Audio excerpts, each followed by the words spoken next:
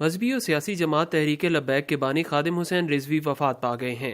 تحریک لبیک کی طرف سے ان کی وفات پر بیان بھی جاری کیا گیا ہے۔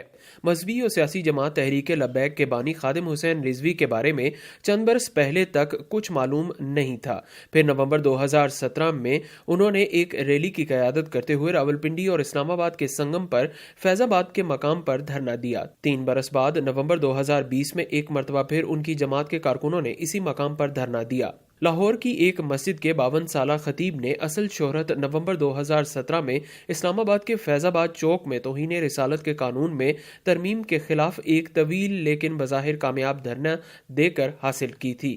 اس سے قبل وہ گورنر پنجاب سلمان تاثیر کے قاتل ممتاز قادری کی سزائے موت کے معاملے میں بھی کافی سرگرم رہے تھے اور وہیں سے انہوں نے اپنی دینی سرگرمیوں کو سیاست کا رنگ دیا۔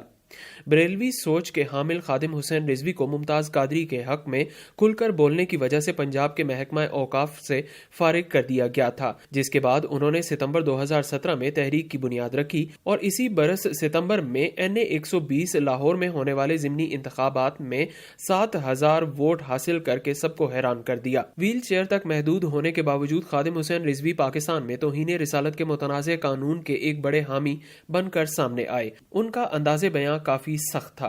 پاکستانی میڈیا کی جانب سے کوریج نہ ملنے کا حل بظاہر انہوں نے سوشل میڈیا کا بھرپور استعمال کر کے نکالا۔ نہ صرف اردو اور انگریزی میں ان کی ویب سائٹ اب موجود ہیں بلکہ سوشل میڈیا پر بھی کئی اکاؤنٹس ہیں۔ وہ اپنے آپ کو پیغمبر اسلام کا چوکیدار کہہ کر بلاتے تھے۔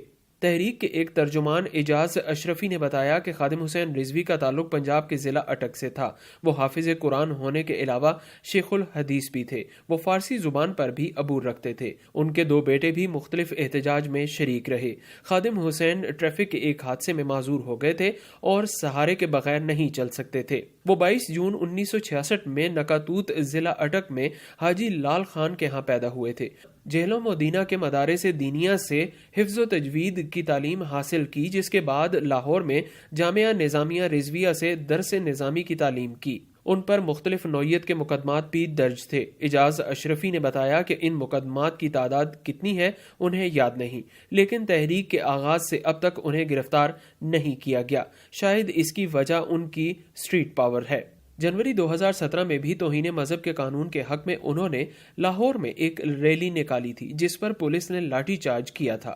انہیں گرفتار کر کے جیل بھیج دیا گیا تھا اور انہیں آج بھی پنجاب حکومت نے 4 شیڈول میں رکھا ہوا تھا، جس کا مطلب ہے کہ انہیں اپنی نقل و حرکت کے بارے میں پولیس کو آگاہ رکھنا ہوتا تھا۔ وہ اپنے اجتماع میں آئے ہوئے صحافیوں اور خفیہ ایجنسیوں کے اہلکاروں کو بھی بڑے سخت انداز میں مخاطب کرتے رہے ہیں۔